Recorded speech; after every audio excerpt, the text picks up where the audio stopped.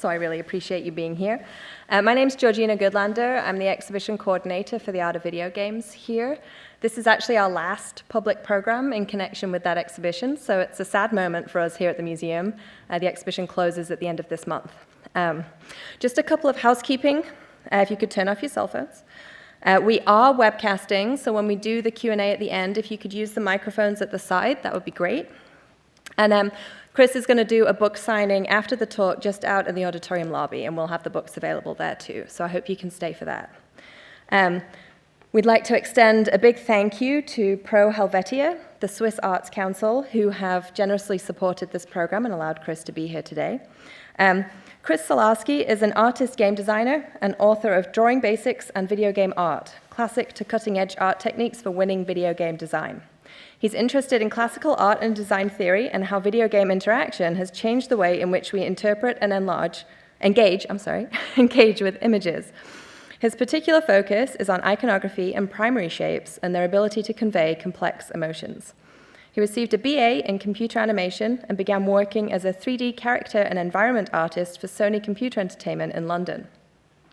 Eventually, he enrolled in art classes at the Warsaw Academy of Fine Arts, where his interest in applying classical art techniques to video games began. He currently develops his own video games under Solarski Studio with the aim of exploring new forms of player interaction and creating more expressive and varied emotional experiences in games. He also works as art director at Jibanga, a location-based gaming startup in Zurich, Switzerland. So please join me in welcoming Chris Solarski to the stage.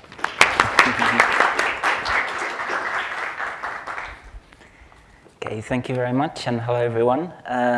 It's an honor to be here, a part of the Art of Video Games exhibition. I have quite a big presentation to give to you today, but I would like to thank a few people for this event and for those who actually contributed to my book, Drawing Basics and Video Game Art. Firstly, of course, the program team here, so Laurel Fehrenbach and Georgina Goodlander.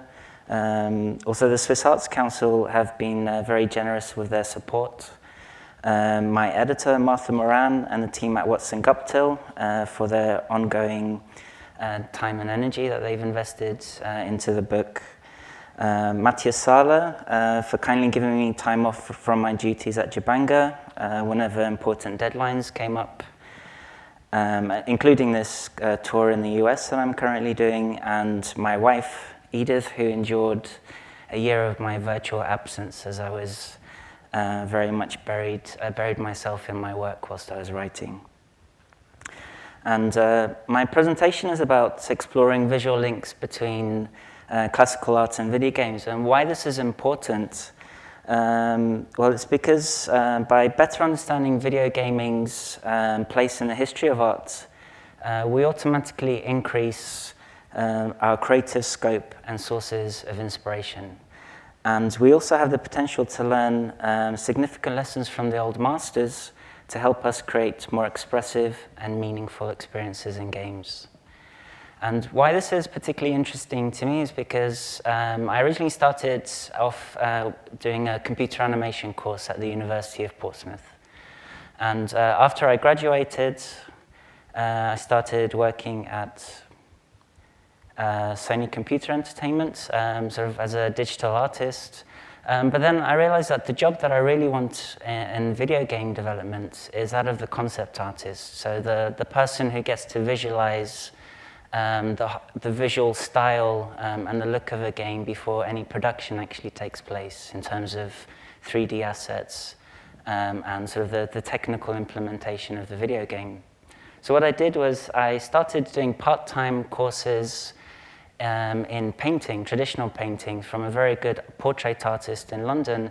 But I quickly realized that even this isn't enough, that if I want to reach the level of the typical concept artist, and concept artists are generally very classically trained, they have a very strong drawing and sort of traditional training background. So what I realized that I have to actually quit my job, which I did at Sony. I went to Poland, where my family is originally from, and did a lot of life drawing, life painting for the next 2 years.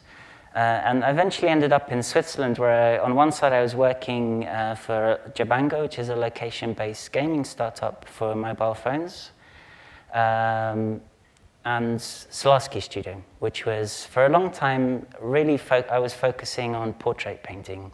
That's what I really, really wanted to do, and Jabango was something that I did sort of more to earn money, but it's sort of the one was on the digital side, the other was in a traditional side. And I kept these two disciplines very, very separate. And that was until Game Culture invited me to, which is sort of a program organized by the Swiss Arts Council. They invited me to give a talk about classical art and video games.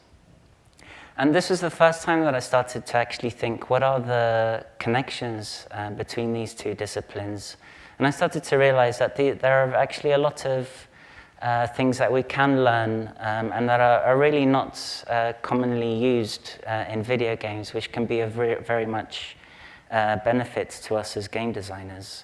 And that eventually led to my book, which I spent the last year working very hard to complete.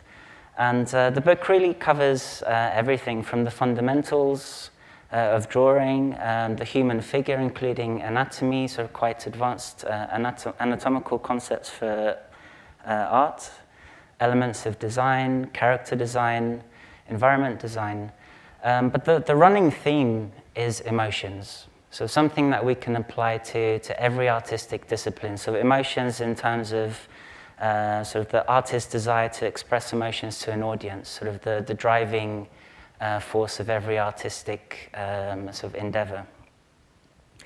And what I'd like to focus on today in particular is composition, because the scope of the book is very broad, so I'd like to just focus on one particular concept, and that's composition.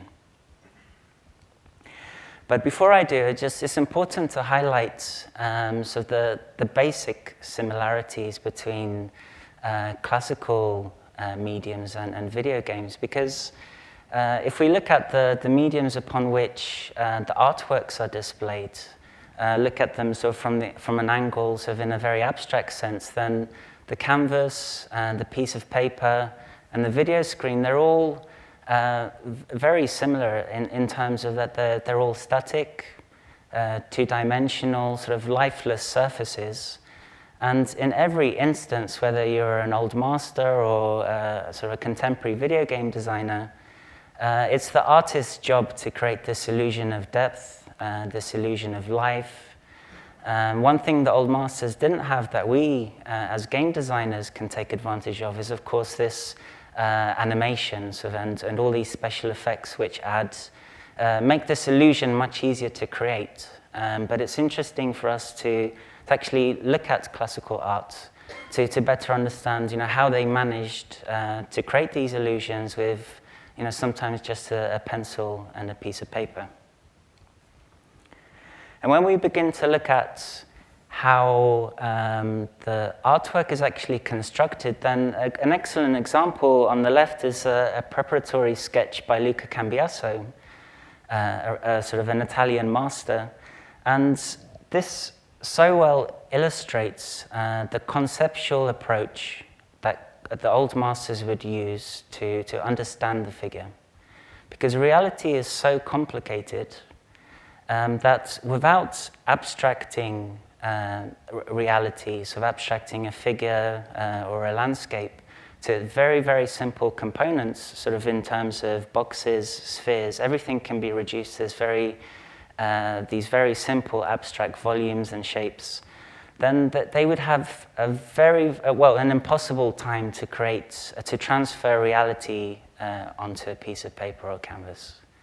And so Luca Cambiaso's sketches are very explicit in terms of what the old masters, actually the techniques they use to conceptualize the figure. But even artists like Michelangelo, Leonardo, even though their concept sketches, their preparation sketches may not be so explicit, all the old masters were trained in this approach. And so contemporary artists, figurative artists, also reduce reality into these much simpler, more manageable volumes. And what this meant was that so Luca Cambiaso could actually create these compositions from his imagination, because sort of once you sort of know what the general proportions of the figure are, you've memorized them, then so the box form, which is what he used to try and work out the composition, is such a useful volume, because you can then he could then very easily sort of decide, okay, the light will be coming from the left, which surfaces would it be in light, which surfaces would it be in shadow, and he could sort of compose sort of this very complex image, which would be very difficult to do even if you had sort of digital photography today, so it would involve a lot of manipulation. But in 3D terms, if we're sort of considering what the approach of video game design is, then it is very similar, because with 3D software packages, we also start with these very basic volumes. And then it's the artist who then stretches, cuts, and pulls, and manipulates these very basic volumes and turns them into sort of recognizable figures and characters. The next stage where these very, very basic shapes go is sort of where the finish, where the sort of identity of the characters is developed, colors, textures, a setting are added. But what's interesting to note is that when it comes to emotions, of how we communicate emotions, or how does the artist engineer emotions, is not sort of located at this very finished stage. It's actually at this very base level where emotions are really engineered. And so this is what we'll explore now. Okay, so I'm not sure if anybody has sort of studied classical art and sort of the techniques of classical composition, because classical composition is the approach that classical artists use to construct their image. So they would think of a topic, so they would decide on maybe how many figures would be in the image.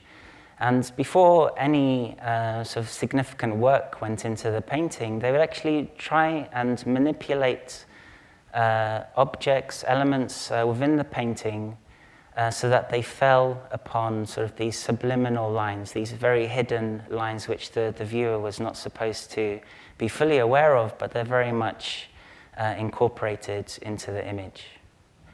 And so what we find is that these are very, very powerful ways of communication, because if we scale down the image to this very, very small thumbnail, it's maybe easier to illustrate that when we remove all the sort of cultural iconographies of the images, the elements which relate to the particular story that Vermeer was referencing in this painting. So what are the strongest, the largest images, sort of the largest shapes and lines that you see within this painting?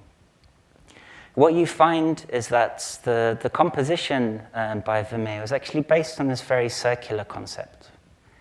And so things like the primary figure's right arm leads on to sort of these details on the floor.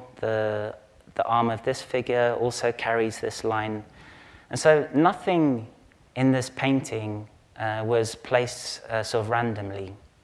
Everything was engineered or designed by the artist to reinforce this concept sort of this circular motif.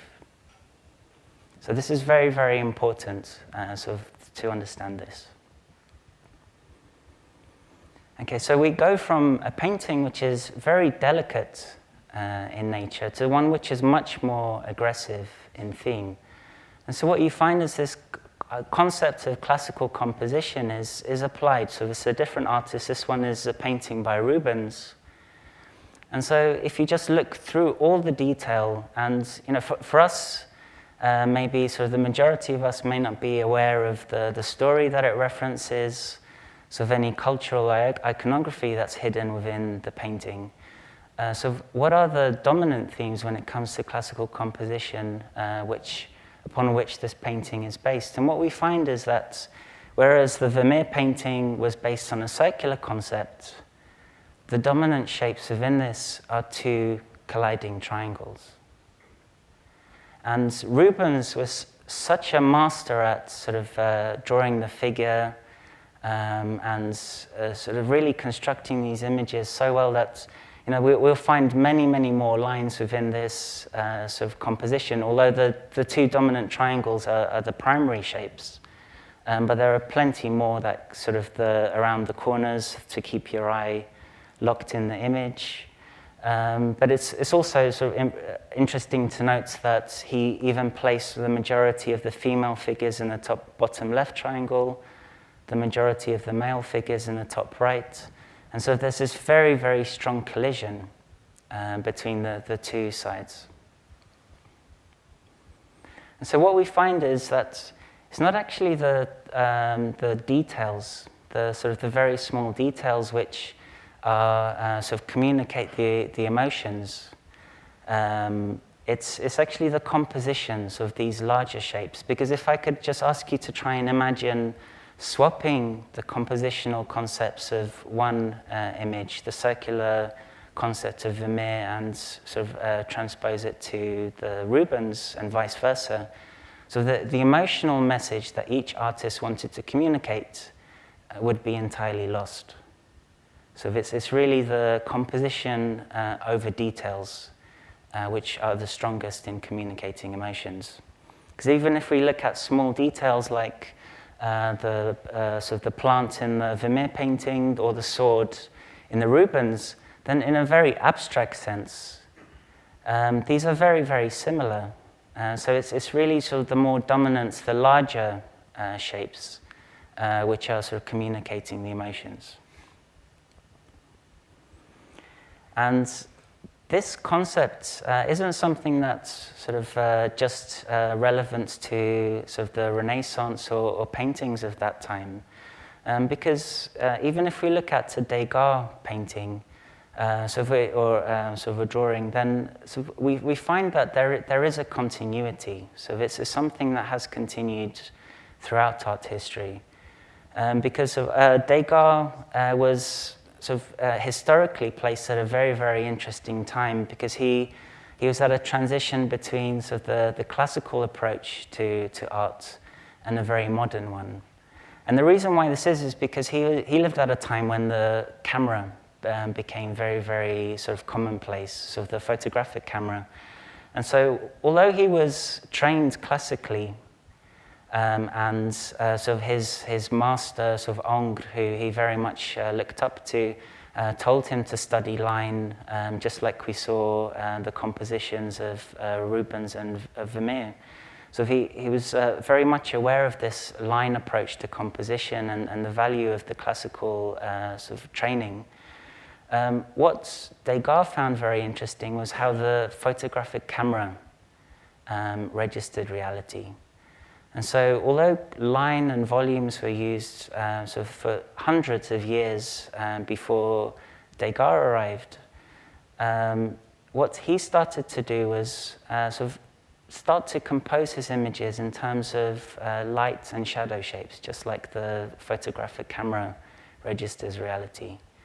And so Degas and the Impressionists, which is the art movement that he belonged to, they were actually ridiculed. So a lot of people said, the feeling of the time was that this was non-art, that they were just childish drawings. But if we actually sort of consider what he's actually done in this drawings, that's, we had sort of the circular concept of the Vermeer painting, the triangular or angular concept of the Rubens. So what these lines have turned into in Degas' drawing are a circular shape and a triangular shape. So it's just like it's an evolution of these from lines to shapes which happen at this time. And so what's interesting about so the emotional impact that these actually shapes give us is that even though we can't see so very little of the faces of each of the characters featured in this drawing, there's still a very strong emotional tension between the two, heightened by the fact that one is white, the other black, and also the two figures are positioned slightly off to the left. Also adds a stronger tension, but it's very interesting how simple this image is. And even more abstract, is Kandinsky's work. And he was very, very much interested in this concept of these very, very basic shapes. And so he even removed references to reality altogether and just composed his paintings just using these very, very primitive shapes. And so what he wrote was in his book, Point and Line to Plane, was the phenomena which seem to be fundamentally different on the surface and completely separate from each other, derived from one single root. So he was really describing these circles, triangles, and squares. Something else which Kandinsky says, which applies to all the images that we've looked at, is that of composition. And he stressed this by saying that the content of a work of art finds its expression in the composition, in the sum of the tensions inwardly organized for the work. Okay, so this is something which is very, very important for game design, but it's been very difficult for us to understand how could we possibly transfer these concepts of classical composition to video games when the player is in full control, in most cases, of where they look, where they move. Because we have this, and it's a very significant challenge, and I'd like to use Journey as an example, because how a game is constructed, how the visuals are constructed is, we can start with a color to set the mood. We start with a background, middle ground, foreground, just like in any landscape drawing or painting. Then we add a goal for the player, some obstacles, which are the basic components of every narrative. So we have everything we need to tell a story, to ask the player, you need to go there, you need to overcome these obstacles. And then we place the player in the environment. And this is where the problem occurs in terms of composition, because with a painting, a Renaissance artist would have painted something, fixed the composition several hundred years ago, and every person visiting the museum will experience this composition in exactly the same way. Whereas with video games, we ask the player to stand in one position within the environment, and all they have to do is turn the camera, look around and realize, there are players that are much more interesting to interact with. And so this idea of composition, having a fixed image, an arrangement of elements within an image which are there to create a specific emotion, this concept is completely lost because of this problem that the player has control over where they can look, where they can go. So what we have to do is just rethink what are the actual basic elements that we're dealing with, because as I've demonstrated, it really is just lines, shapes, and volumes which are communicating these emotions. And there's nothing in the definition of composition which suggests that these elements have to be static. So what we have to do is just, in a way, take this painting, the very valuable painting, off the museum wall, and consider it as something lying down on the ground, and something that, rather than having, thinking of these lines and volumes and shapes as things that we can just look at in a static sense, we can think of them as pathways along which we can travel in a 3D environment. So an excellent example of this is Gears of War by Epic Games. And so this is just a multiplayer map, so a top-down view, just like you would see a treasure map. In the top left, we have the logo of Gears of War. And one thing to note, of course, is that it's very interesting that they've kind of identified this as the sort of the icon, the DNA of the video game, sort of a skull. And they use this very often in their multiplayer maps, so to reuse this visual iconography within their environments. But with video games, of course, this is not something that's necessarily that we're just there to look at. With video games, these lines actually represent pathways which we can actually experience as in a 3D environment. So if this was a painting, this is as far as we would go. Our eye would travel around the image, imagining, so maybe subliminally being guided around these environments, and it's up to us just to consider what we could do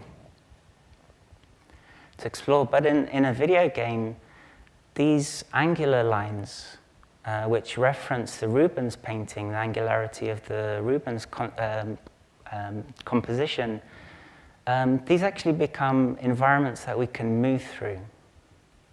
And this is very, very significant because it doesn't matter where the player looks or moves.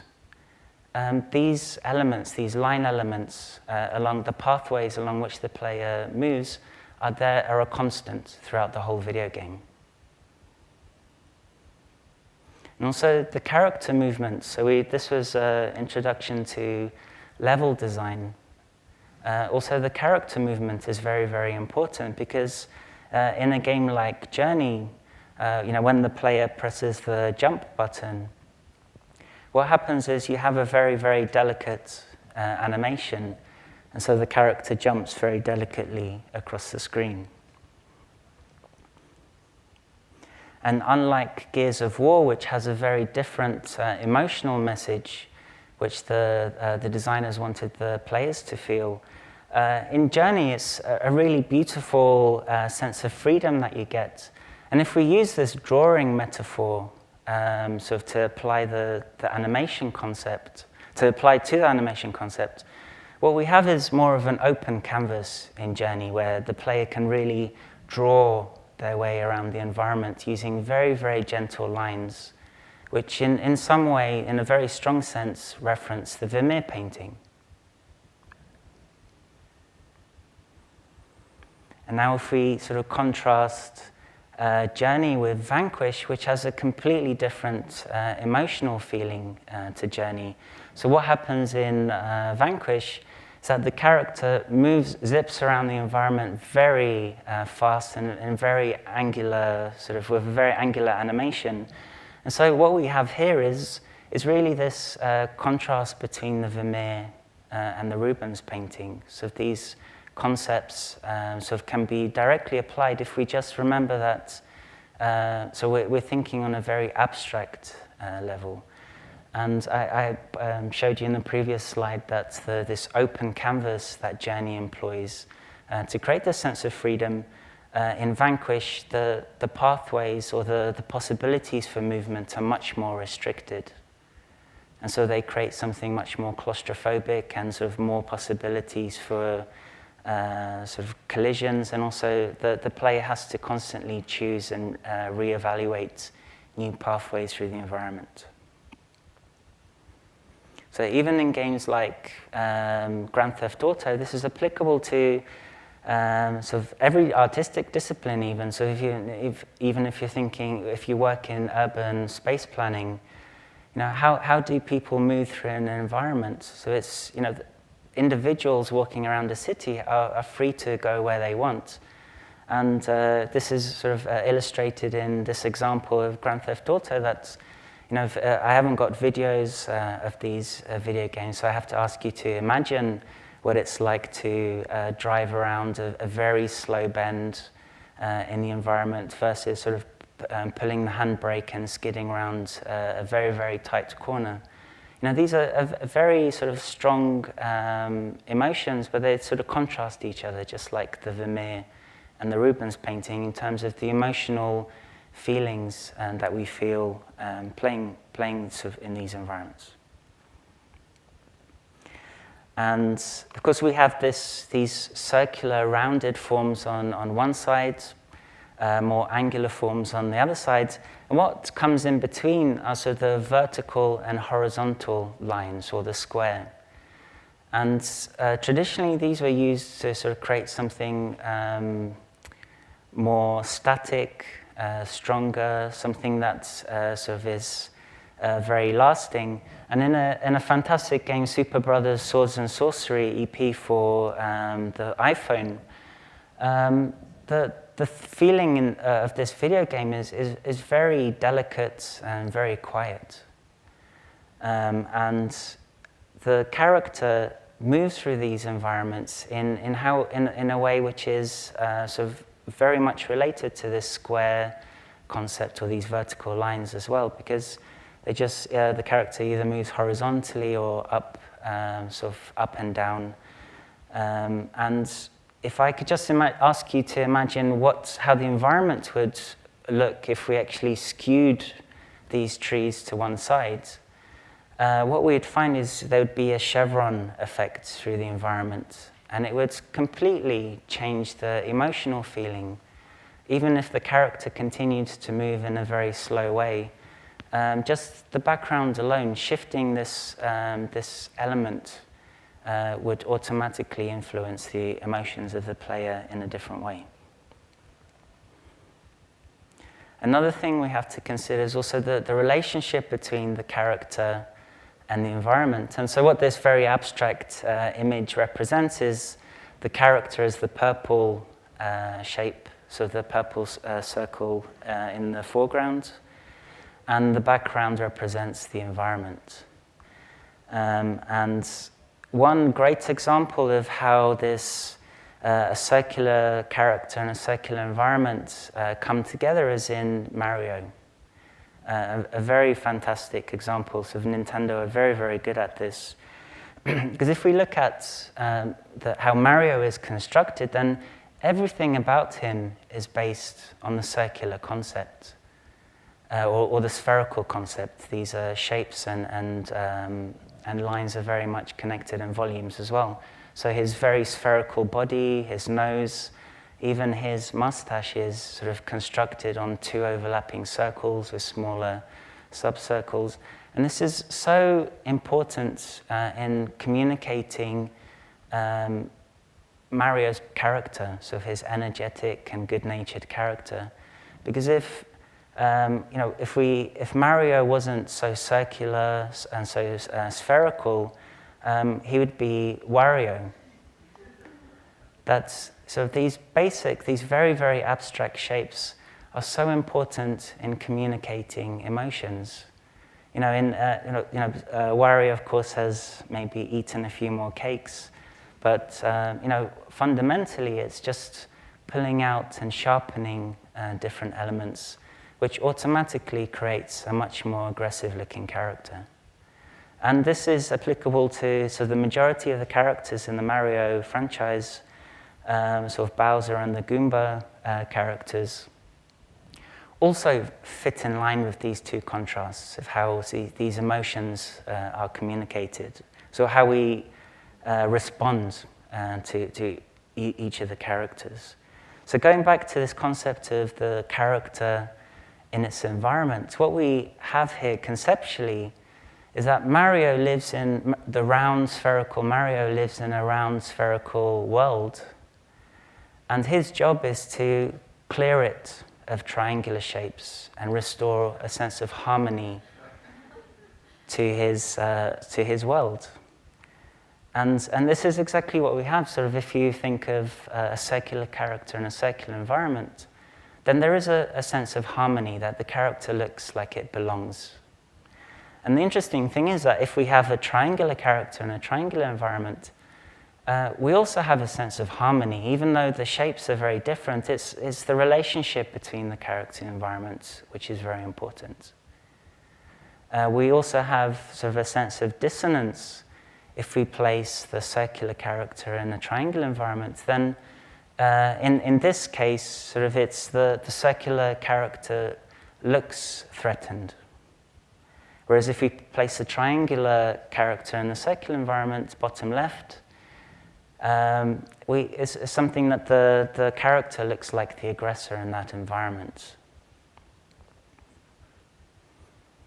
Okay, and this is something which, again, you'll find on my website. It's a very simple experiment that I created that you can play in the web browser. And it plays with this very concept that you play through 2 levels which are technically identical, that you can't die, your character can't lose energy. What changes is just the skin, the surface detail. The first level is very rounded and the second one is very triangular. And I had the opportunity to present this at an art exhibition where there are many visitors who either had never played a video game before or rarely play. And what was very interesting was that they were very free in the first level, so the one in the bottom right, which is very rounded. They didn't feel threatened. But when they played the second level and would accidentally land within these sharp areas, even though nothing could happen to them, this is just an illusion that we're creating, and they would use words like ouch, which we take from, which we use in reality, sort of when we hurt ourselves. And so this is a very, very powerful tool that we can use to design the emotional experience. So what does this mean for the future of video games? And of course, just to reiterate that I am just highlighting one concept within the book, very much to do with shapes and composition. But what does this mean for future video games in terms of these design theories? And so what we have, so in terms of narrative and character development, just to consider how video games have dealt with character development in the most cases up until now, is in this way. And I've picked Zelda, not because I sort of want to criticize it. This is still actually, the Ocarina of Time is still one of my favorite games of all time. But it is a typical example of character development. And if you don't play video games, then the character development doesn't happen so much with the character. It happens in the user interface. So Link, the main character, has got 3 hearts here, a lot more. It's sort of just how many weapons Link has. And so it's this suspension of disbelief that is very important for you to really identify with the character's growth. And also you grow as a player as you progress through the game, because you become more skilled at using the weaponry, at navigating the environments. But because the character doesn't really change so much, so the animations, when the character is standing, when the character is moving, from start to finish, they more or less stay the same. And this is applicable to the majority of video games. So in a sense, video games have conceptually stayed sort of using this concept, or are very, very similar to paintings in a sense, that an artist paints a character and that character is frozen in time. So if they sort of are reduced to that role, whether we look at that painting 100 years later or 1,000 years later. And our video game characters are the same. They don't really change out of this one role that we assign them. And so just like Eugene Delacroix, an artist who very much inspired the Impressionists, he wrote that there may be 10 different people in one man, and sometimes all 10 appear within a single hour. And that's, of course, referring to the complexity of people. So we're never one personality. Sort of a good narrative, if we're talking about film, sort of books, depends on a character's growth. That's what we enjoy about all the other mediums, storytelling mediums. And so all we have to do is just, conceptually, we can see how one video game communicates emotion, a specific type of emotion versus another. Why don't we start to combine these abstract elements into something which is much more dynamic? So really put more emphasis on change using these very abstract elements. And of course, it's important to understand how the different emotions are generated in each game for us to successfully do this. And there are games that do this already, and Journey is, I think, the most used example in my book because it is a fantastic game. And in a very subtle way, you go from the beginning of the game where the character is much freer, and jumps much higher, to later stages in the game where the characters reach near the top of the mountain and having to struggle against the wind and the forces. But even here, there's still some room. I'm curious, I haven't had the opportunity to ask the designers of Journey. There are slightly dangerous elements within the game, or give you a sense of danger. But the animations stay similar to the earlier ones. I was wondering whether there would be possibilities to have an animation which looked more timid or more vulnerable. Also, what about the player's role? Because we're very much focused on what happens on screen. Or I have focused very much on what happens on screen. And with motion controllers, there are amazing possibilities that were not open to us just a few years ago. And that including the Xbox a motion controller, the Nintendo, PlayStation, they all have this. And of course, iPads and touch screens as well have changed the way in which we interact with these environments. And so it's never before has the role of the player been so close to that of the artists themselves that, in a way, this is a very strong artistic collaboration between the game designer and the user, the person who's viewing, that it's up to the player to press the right buttons, jump when they want, and actually execute all these artistic design concepts that the artists thought up. And one example, to keep this, connects these, this concept of player movements with the original two examples, the Vermeer and the Rubens painting. What we had was the Vermeer was very much based on a circular concept, the Rubens on a much more angular one.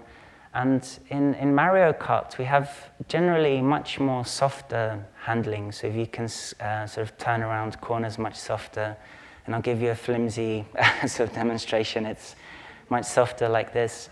What the player actually has to do, using the motion controller, because it becomes a physical movement which can influence the handling of the car. And if you contrast this with Tron Evolution, also for the Wii, then it's much more angular. So if the vehicles move in a much more faster and angular movement. And so this not only looks different on the screen, but actually feels different to the player. And so, we can, because we're thinking on these very, very abstract, on a very abstract level, which is how artists, as I said, reduce reality to very abstract elements because reality is so complex. And what we can do with this abstraction is analyze older paintings, deconstruct them, and try to get inspiration from them. So, when we're thinking of on an abstract level, then everything is open to influence our artwork. And so Renoir was known for having a very, very gentle character. And you can see this in his delicate brushstrokes and how he constructed his paintings.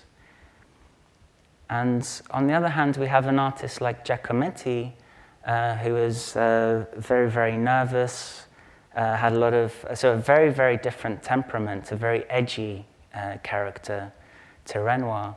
And so in one sense, we can deconstruct these images and we could potentially turn them into video game environments just based on the line quality of the character, of their artwork. But because of this concept of motion, sort of using motion controllers to influence the player, we can actually get them to actually feel what it might have been like to be Renoir or Giacometti. So what was their temperament while they were painting? So what were their physical motions? And playing with the player's expectations is one other thing that we can use sort of to design our characters and our video game experiences. Because we have this sort of scale of emotions, so to speak, that characters which are very, very rounded tend to communicate a sense of youth or dynamic energy or innocence. Sort of the upright character, something much more stable and static. And characters which are angular are generally much more aggressive. And this is very, very useful for video game design because video games often give you so little time to understand what you have to do that you're often, in many cases, given a gun, the enemies come towards you, and you have to pick out, who's the biggest threat. And so this immediate action requires immediate communication.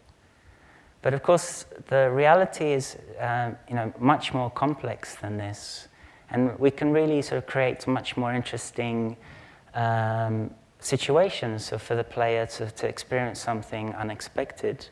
And this is something, just this concept alone of circular and triangular shapes isn't just restricted to classical painting or drawing or video games, because even in films like Lord of the Rings, and Tolkien actually did drawings whilst he was writing his books, which sort of talked about the roundness of the characters of the hobbits, their round hobbit holes, and even the landscape is very much rounded. So everything about the hobbits is based on this round concept which relates to their innocent character, and also the textures and colors of their fabrics and their environments also complement this emotional message.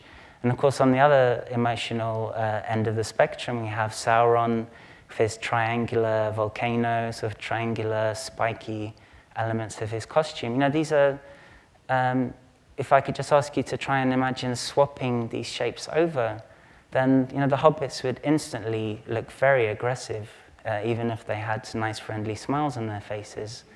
The message is very much based on, is working on this very, very abstract level. Also applicable to every artistic discipline. As I said, it doesn't matter if you work with furniture, if you work with space planning. What does it say? What does a circular shape say about the Volkswagen? That it's a fun vehicle to drive around in. On the other end, the Lamborghini, much faster, more aggressive. And for all we know, none of these cars could have an engine. They could be engineless. So we'd have to push them all along to get them moving. But one looks definitely faster, that we would get it up to a much faster speed. Another one, the Range Rover in the middle, looks much more heavier and more static. And it's just the surface details. We do judge books by their cover.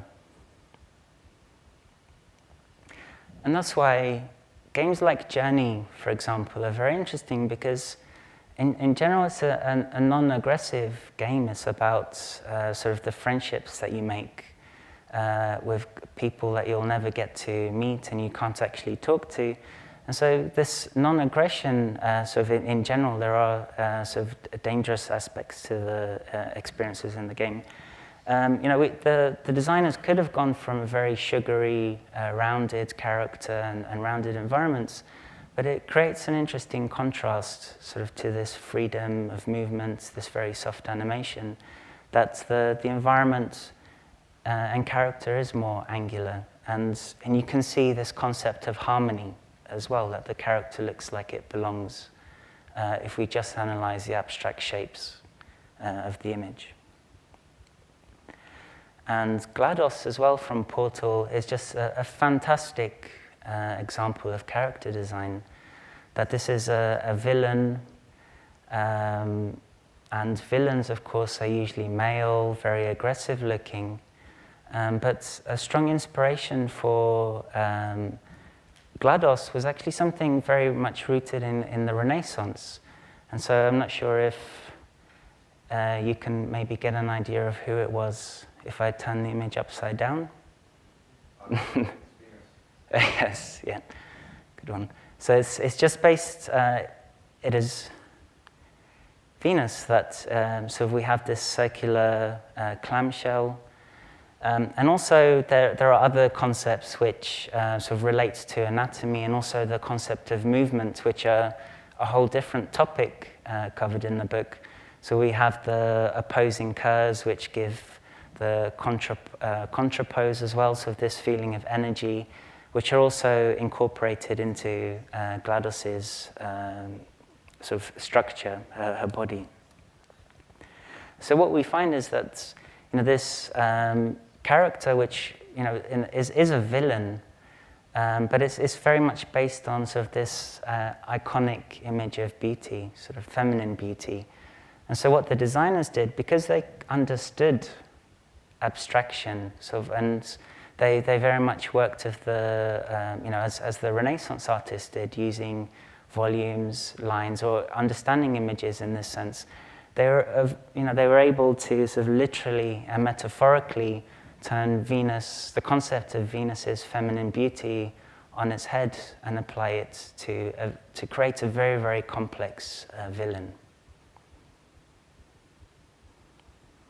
And so just to finish, like what this sort of understanding the theory of composition, also understanding how images or how artists construct images and how they interpret reality on this very, very abstract level is very important, because it enables us to really look for inspiration in sort of all artistic disciplines, in reality as well. And this is very much separate to cultural icons, because cultural icons give another layer of emotional information for the player to react to, but so these very basic shapes are much more international. So they communicate on a much more universal level.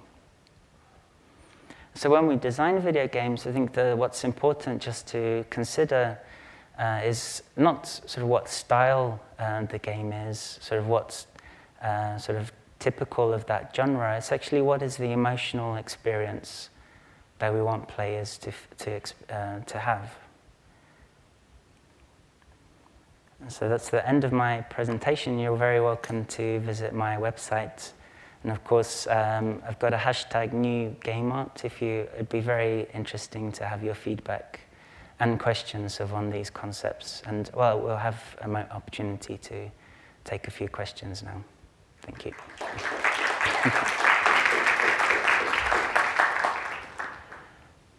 Okay, and if you have a question, please could you just step up to one of the microphones.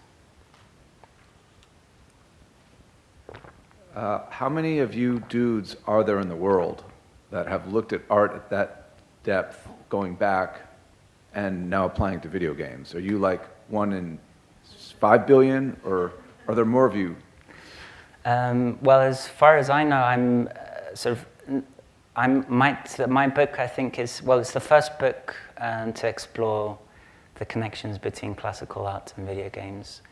And the interesting thing is that there are so many artists working in video games who have a traditional background, who understand this instinctively.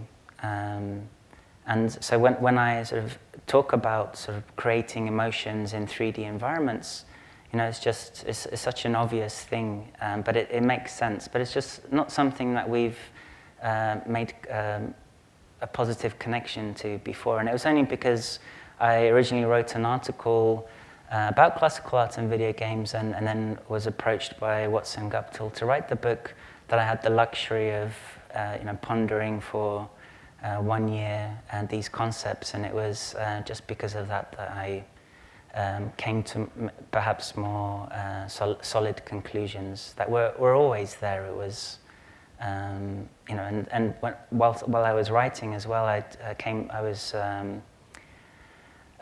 directed to Kandinsky's book Point and Line to Plane, and also I wanted to highlight Maitland Graves, an artist teacher, wrote The Art of Color and Design. He also very much, his book explores the common shapes that we see, and his book was written before computers were around. But he also looks at ballet, graphic design, and sort of using these very, very simple shapes to communicate emotions. I enjoyed your lecture very much. Thank you.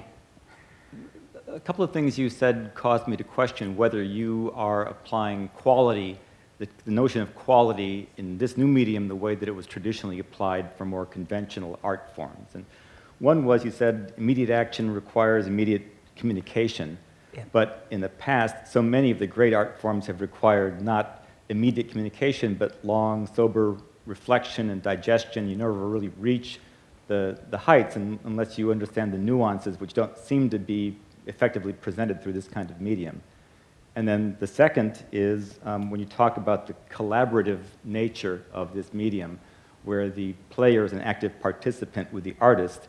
In the past, you would have an artist, a particular pinnacle. You'd have Goethe, you'd have Beethoven, and the viewer, the listener, would try to ascend to that pinnacle and work hard over time to do it.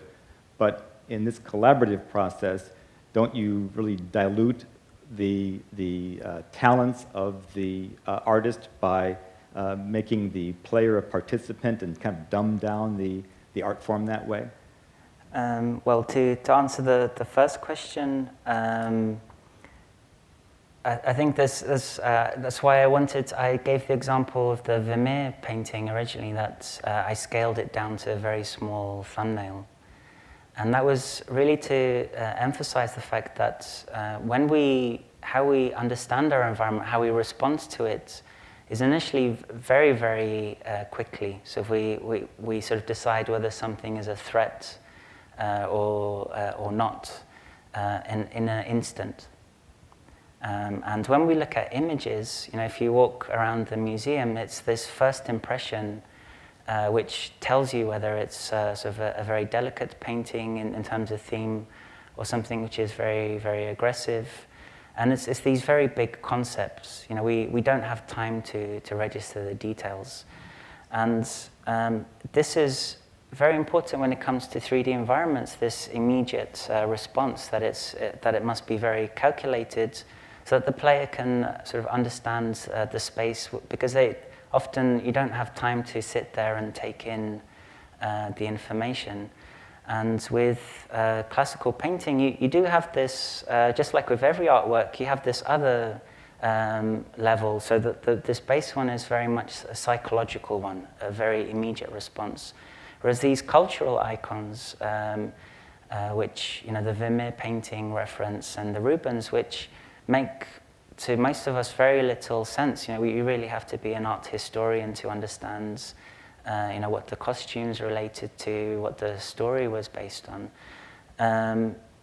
These are equally important, and we do use them in video game environments, but it's important to really understand the two levels. Like I do in the book have a chapter on character design, which after guiding the readers through and understanding this psychological level of communication, so you can take it even further by applying cultural icons to create even more sort of more nuances in terms of emotions. But the psychological level is something that we all relate to, because it relates to the sense of touch.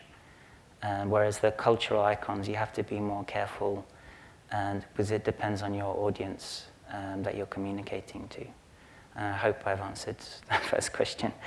The second one was, I'm very sorry, On the collaborative process. Oh, collaborative, okay, yeah, the collaborative process. So I think in no way reduces the role of the artist, because the whole experience is their design, so the environment that you walk through.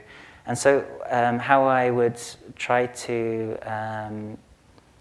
illustrate this is just to think about sort of taking one painting, hiding, sort of locking away all the lines, paint strokes, sort of the colors, everything into a box, and having this emotional package just waiting to be unleashed. And it's just the player up to the player to choose when these brush strokes and lines are actually activated. So it's like the emotional experience, the design is still the mastermind of the artist. It's just a collaborative process in the sense that the player can sort of execute the lines in their own time. You know, they have seemingly very little control over the actual movement, because like in a game like Journey, so the jump arc is very delicate, and the player can just choose which direction to make that jump and at what time, but the jump arc is fixed, is something the game designer chose, or the artist chose. So it's still the artist's decision. It's just the player has an influence over when it happens. I hope that answers your question. So, okay. Hi, good evening. Thank you for your lecture. Was actually very excellent. I guess my first point is I might debate you on whether GLaDOS is truly a villain from a rhetorical. As a piece of text, I might debate you on that. But I'm actually presenting in Manchester in October on convergence and gaming from a technological standpoint and a story, graphics. And what I looked at was movie tie-in games. And what I think is interesting is that in the process of convergence, as games have gotten more technologically sound, in that the gaming console is now the centerpiece of the entertainment in our world, and in every living room across the world, that the gaming console is now the center of all of that activity, how there is a struggle, in a sense, to represent all forms of art within that gaming console. And so I'd like to ask you, we talked a little bit about the future during the presentation. How do we get more representative pieces of art involved in the gaming console on a mass-produced basis? Because in the end, that's who's buying the games, and that's what gets published. Well, we as game designers, or game design in the mainstream sense, is very restricted, because the people who play video games are a small niche. So I think if you think of the general population, the world, and so we have the gameplayers have very specific expectations of what they want from a game, and games originating from tabletop games, very puzzle orientated. Still, sort of the game designs are very much focused on this, and one example is Pixar's WALL-E.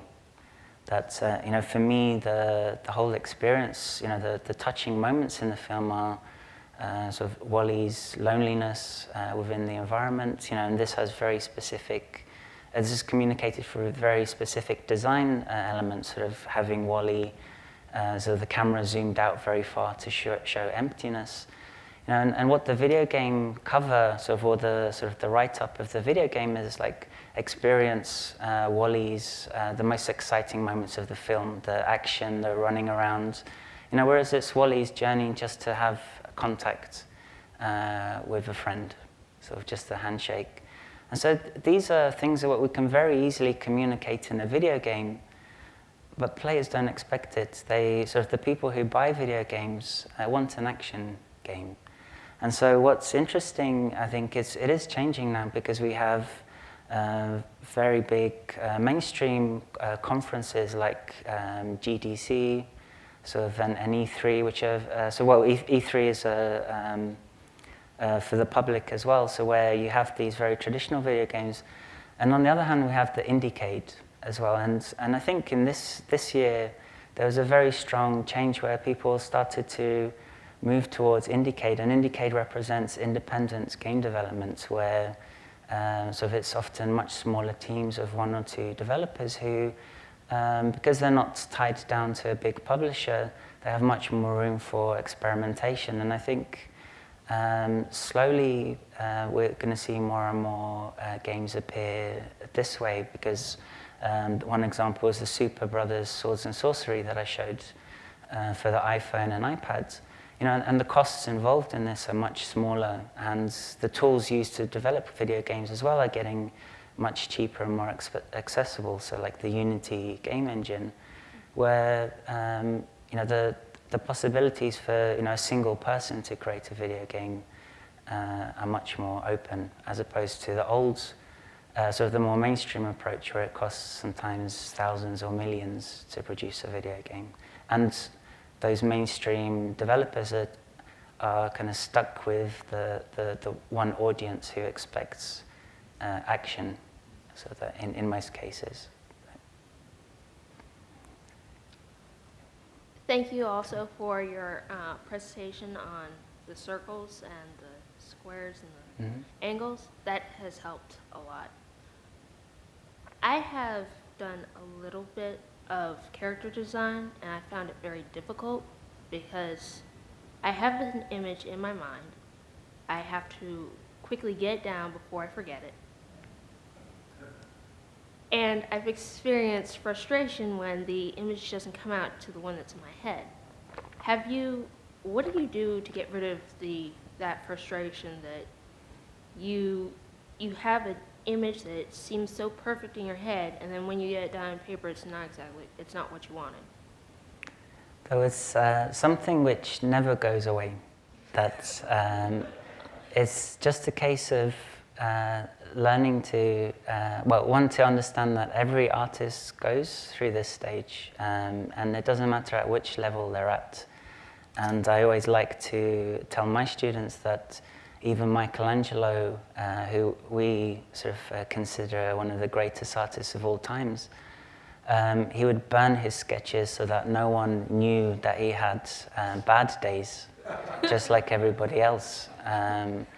Monet would have dreams of his cathedrals falling down. He was terrified in most cases. And what I recommend is always to have some way to document your progress. And that's how I managed to cope, by having an online gallery where I would upload my work on a daily basis. And so what you find is that you're always striving to this goal that you have in your mind, so this perfect drawing or painting. And usually if you're drawing and painting on a weekly basis, you achieve these high points maybe once a month. But as soon as you reach them, everything that you've done before starts to look really awful. And instantly you start to think, I've done this now, I want to be better. And so after this high peak where you think, this is the best drawing I've ever done, you have this dip and you feel really bad. And you think, I really can't, I'm not an artist, I'm not set out. But it's to understand that these dips are just part of an arc, sort of a uphill trajectory that's, so it's constant progress even when you don't feel it. And having this online gallery lets you look back to your work much, a year ago and 2 years earlier, and you'll see that even when you don't feel like you're progressing, you are actually. And the other question I had was, with colors as well as with shapes, they can define a setting. Like you said with the triangles, in a circular setting, you get a very threatening presence. I remember looking at a painting done by Picasso when he was in his blue stage. And I got this colors don't always affect people the same way. Like blue can make you feel happy, and my teacher said, now don't you feel sad? I was like, sad? It doesn't make me feel sad.